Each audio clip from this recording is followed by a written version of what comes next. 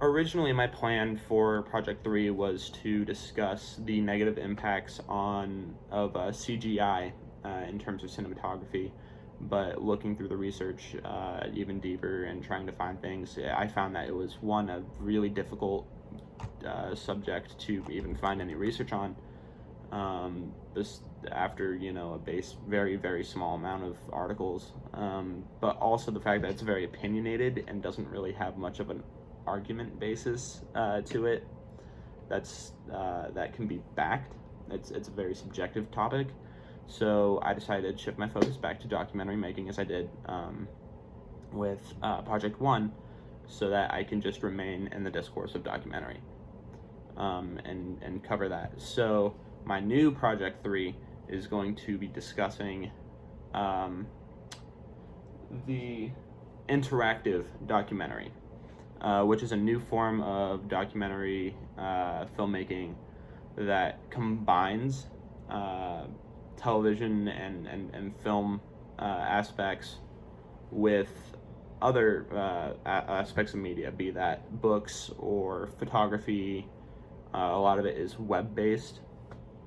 And so I'm discussing the emergence of the interactive documentary and what its implications are for activism. I feel really closely connected to this because I've always really loved documentary filmmaking. There's a reason I am interested in going into that, and I've always loved how a documentary can really bring social awareness to an issue and have an actual impact. A good example of that's like with Food Inc. And other documentaries exposing the food industry and their processes. A lot of people after those switched to veganism or vegetarianism, or there was a lot of measurable social change as a result of those. So I want to take a deep dive into this new form of documentary that I haven't really heard much about, and how that can be a force for activism. I also identify as an activist in my daily life.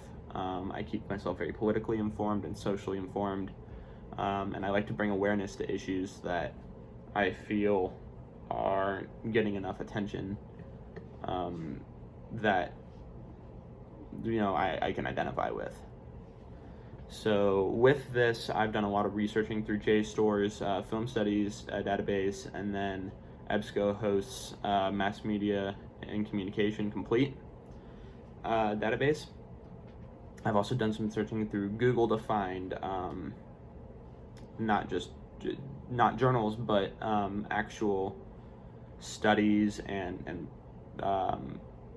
polling surveys from research centers dedicated to media research that don't post their findings in academic journals that I can access on databases.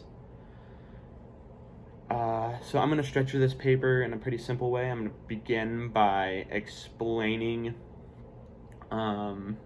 documentary in general, its history with activism, before explaining what an interactive documentary really is and how they're kind of framed.